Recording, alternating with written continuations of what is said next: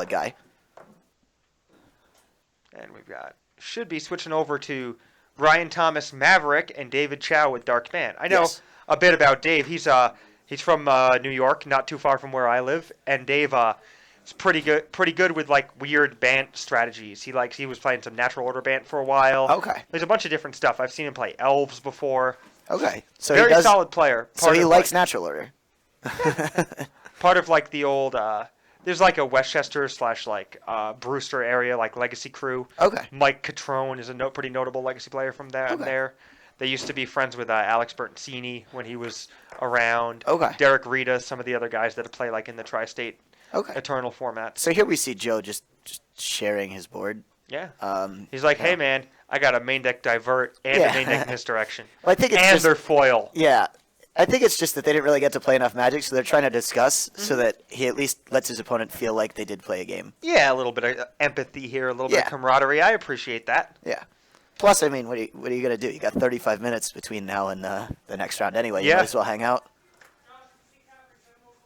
Feature match also one of the most comfortable places to relax, especially coming off of a win. Mm-hmm. I know I've never actually had that experience. I find myself 0-3 in the feature match area, but I find that I don't generally sit in the feature match area after I win. Okay. That after I lose, I'll sit in the feature match area and just stare at the table, like utter despair for a couple minutes. But after my loss, pretty much regardless of where I'm at, I like to try to think about what I could have done differently, what I lost to, but I also make it a point to try to sit in the feature match until at least one of my buds notices I was in the feature match area, especially awful loss because it means I'm unlikely to return to the feature match area. Eagle points, right? Ooh, yeah. Excuse me. So many game losses got me tired. Yeah. And he's like, this is the cards I would have played if I had lands. Yes. I don't just have Tropical Island. I actually have other colors of mana. And we got deck list for our backup. Life is amazing. So, Dave Chow's Dark Bant list is actually more of a Leovold list featuring white.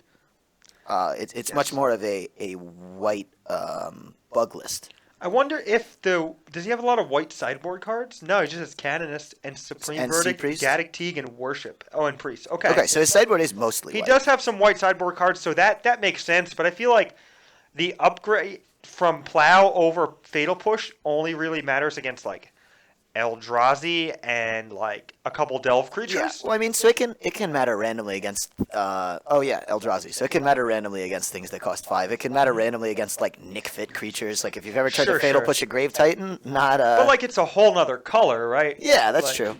But I mean, it may just be for the sideboard cards. Mm-hmm.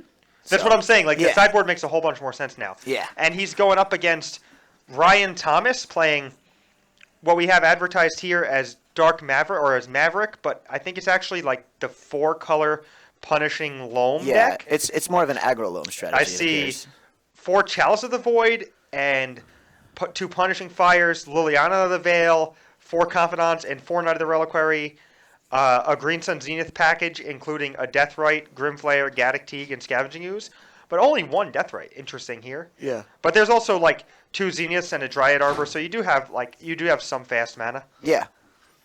So this is going to be an interesting matchup since they've both chosen to play the green creature suite, but one has gone not gone off the reservation, but certainly eschewed the heavy blue element that you see in most legacy decks. Mm-hmm. Well, this deck is actually like a flat-out split. It has like 2 Zenith, and then 2 Punishing Fire, and 2 Liliana of the Veil. Yes. Oh, so it looks like we actually have Magic to cut to.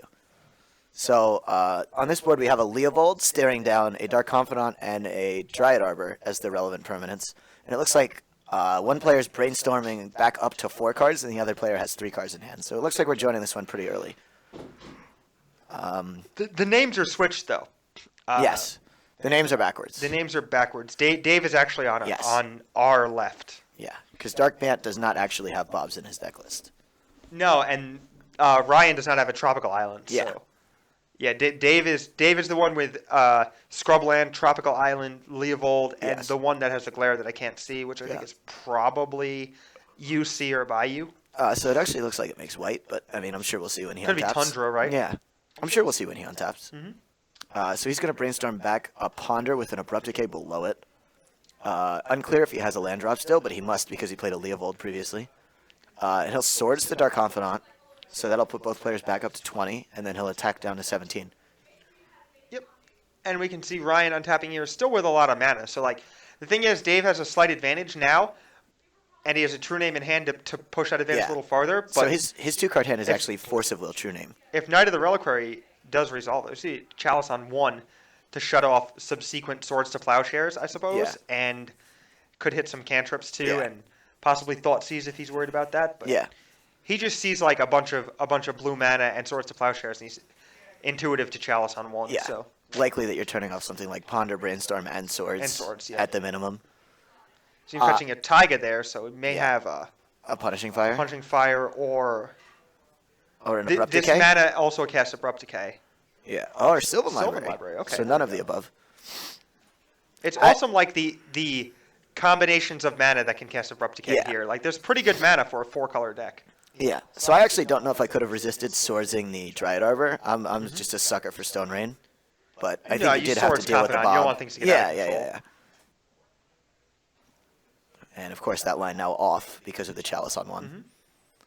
So Leovold's going to trigger. Leovold's going to trigger in response to or replace the library and make it such that the library is, you'll draw this card. That's it. You won't look at any. You won't set any aside because library is worded that you draw because the interaction says, like, it's errated or whatever, but it says, like, you draw 2 extra cards. Yeah, you draw 2 extra, set them aside on resolution, and then pick from them which you'd like to keep. If that's not a ridiculously unintuitive thing, I don't know what is. Well, at least the original design was activated ability 0, activate only once per turn and only at the beginning of your draw step. So at least this Commander foil, it looks like, or the Eternal Masters reprint or whatever, has at least close to real templating. Rather than academic for Dave here. Yes. Cruising in with 2-3 power threats. Yes. You can see that the impact that Conspiracy has really had on this format. Like the cards for Death and Taxes as well as Leovold for all these Sultai and 4-color decks. Like it's truly a powerful card. Yeah, between Leovold being a premier threat that basically just spawned a brand new archetype and all of these Leovold plus True Name shells, but also just like the Recruiter of the Guard chains that Death and Taxes now has access to, where they can like recruit for a Flickerwisp to flicker the Recruiter to tutor for a Recruiter, and if they ever have Vial on 3, Terminus just stops working against them. It gives decks that were really good 1-for-1 decks. Leovold gives decks that were really good 1-for-1 decks a source of raw card advantage. Yes. Which is nice. It's pretty welcomed. It's also just like an insane hate bear. Like both of its text boxes are extremely relevant. It's like a really good creature in the fair matchups, but it's also like relevant against Storm or whatever. Yeah. Like they tendrils you and you get a trigger for every copy of it. Yeah. And like if you have Flusterstorm in your deck, like you can actually beat them. Yeah. You get like to draw 10 cards or whatever. I also just find myself losing a ton of games to Leovold where they're just like, I'll cast Leovold, and I'm like, my hand's a Ponder and 2 Brainstorms. I guess I'm done. Like, Ponder ends up being reorder your top 3, like and Brainstorm is minus. Like even John Franzak's Allurin deck that we saw previously had Leovold in there for a nice little added dimension. Yes. It's just such an efficient Magic card. Yeah. There we see. So that actually looks to be the match rather than just the game via the handshake. All right. But it's unclear if they're just running the old gambit. Maybe they just do the game 1 handshake because it was so intense. Yeah. No, it looks like they're about to start de-sideboarding face up. So that is likely the end of the match. Do we know if we can get a third match maybe shifted? No? Okay. That's unfortunate. We're probably gonna have a long break then. Yeah. Yep. So welcome back. So that was just Dark Bant 2-0ing Maverick. Which makes a lot of sense. Like they're both pretty similar decks, but then one has blue cards. Yeah. Like really help out a lot. Which was something interesting I tried to bring up before we started was the consistency that Brainstorm gets to add. But we did see the the green equivalent in Sylvan Library. The unfortunate side effect was just that True Name plus Leovold, just like we saw in round 1, just an extremely strong aggro suite. Yeah, I actually think Sultai is like the best color combination in Legacy right now, and I think that it would be tough to drive me off of a Sultai strategy. I'm not sure if I like Delver or like the Noble Hierarch deck better because one is like really good. Like Daze is almost better, I think, in the True Name deck than it is in the Delver deck, but then like.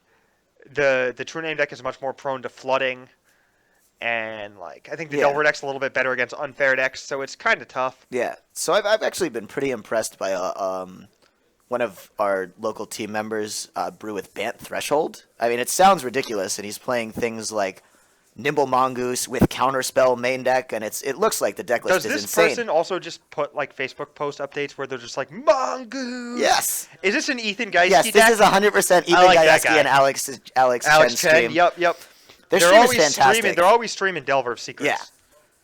But so the deck is like dazes and counterspells and a Jace, but also Mongoose and Wastelands. And you're just like, there's no way this works. And then you just watch them constantly for one, and you're like, I guess this works.